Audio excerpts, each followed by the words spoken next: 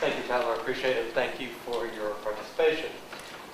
Before I start talking about the power of entrepreneurial thinking, I want to talk about, actually, Rob, I learned something from you today. I'm going to go home and tell my wife. I have something in common with President Obama. Now, you might think, what's the big deal? Remember, my last name is Palin. This is quite a stretch to have something in common with President Obama. Now, for my students in the room, what's Wednesday? Does anybody know what Wednesday? Date night. Wednesday's date night with my wife and I. So now I have something in common with President Obama. Before I start with the discussion, I do want to tell a little story about Tyler, if you don't mind if I indulge. Actually, Tyler's mother and I are childhood friends. So I've known Tyler since he was a little boy growing up. And you might imagine he was a little mischievous at times, for those of you that know him, with his shop. But when he was in the first grade, the teacher was telling the story of the three little pigs. And the teacher came to the portion of the story, she was reading about a man pushing a barrel full of straw.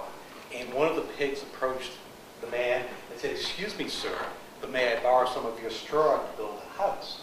At that point, the teacher stopped the story and said to the class, "What do you think the man said to the pig?" Now, Tyler in the back of the room says, I know what the man said. So the teacher said, "Tyler, what did the man say to the pig?" Tyler said, the man said, "Holy crap, a talking pig." Now, at that point, Tyler ended up at the principal's office. So you will find great entrepreneurial thinkers in detention in the principal's office all throughout the country. And the reason I tell that story is Tyler was seeing the story, henceforth the world, differently than his classmates. And that really is one of the keys to entrepreneurship, is to see the world differently. And when you see the world differently in entrepreneurship, the key concept is adding value. So you can apply entrepreneurial thinking to adding value. Now, many people think entrepreneurship adding value is adding economic value, creating wealth. Now, that can be a component, and there's nothing wrong with money. You've heard the expression, money can't buy happiness. That's true, but it can buy a lot of fun. So money's not bad. But value can be anything you interpret value to be. It can be social value, can be economic value, can be entertainment value.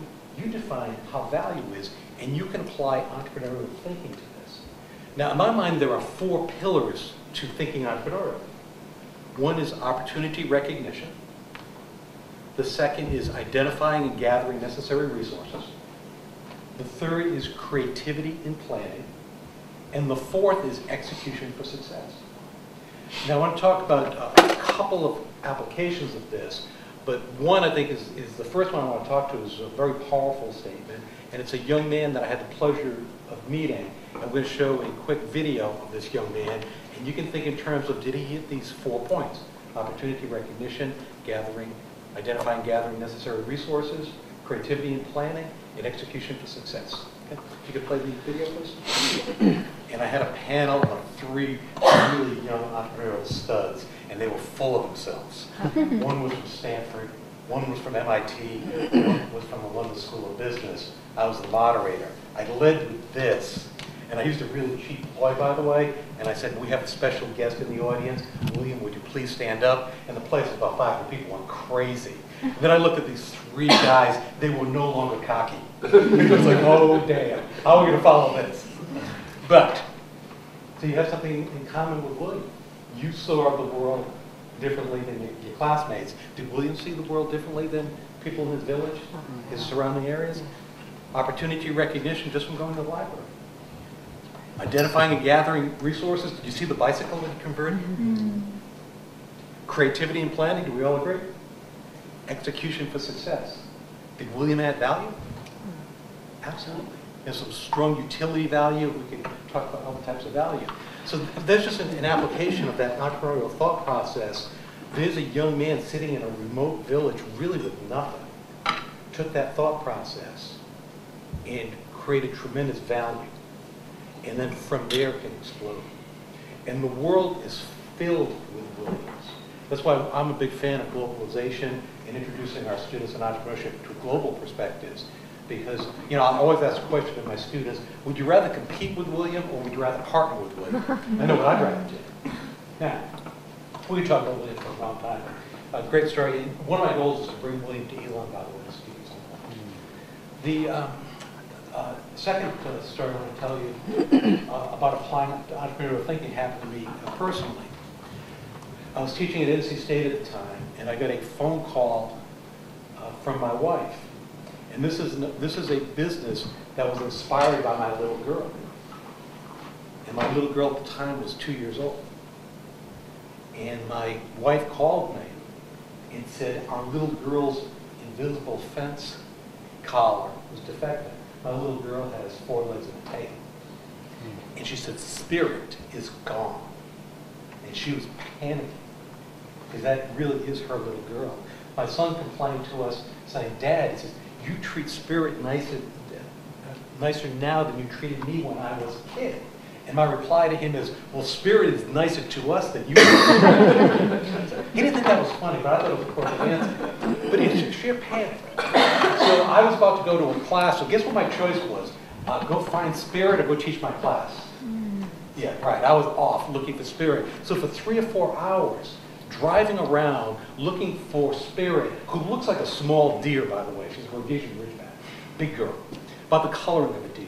And I lived in a rural area at that time. I did see a couple of deer I thought were her. And I'm calling spirit, spirit, spirit for 4 hours. Damn, there has got to be a better way. Right? Opportunity recognition. There was a business launch because of spirit. It's a GPS security business. We started off thinking there's got to be a better way, GPS for dogs. So now there's a business that has been launched with something similar to an invisible fence collar. If the dog breaks the geofence, you get an email, a text message saying the dog is gone. Go on here, Google Maps, go drive, there's the dog. If you're in a rural area like I am at night, and the dog's in the woods, you can remotely put on an LED light and go find the dog. Now, if you're dog loving, you say, yeah, there's real value there. But when you think about that, opportunity recognition. Now, what about gathering necessary resources? I didn't have time to drive a business, so I called some of my former students who had wanted to do some business with me. We formed a team, we formed the core of the team. That was the biggest resource. Then from there was creativity and planning. There was some issues with distribution and branding I was concerned with. And I thought, damn, I can't raise enough money to do this. So we partnered with AKC, American Account Club. There's some creativity component associated with that. There's other issues I can get into planning. Other resources. To date, we've raised $3.5 million for this venture. And execution for success, we'll see. I hope so, because that will help out to offset the lifestyle my wife likes to live. But today, that business is expanded. It's now the largest GPS security company in the country. We just purchased our largest competitor.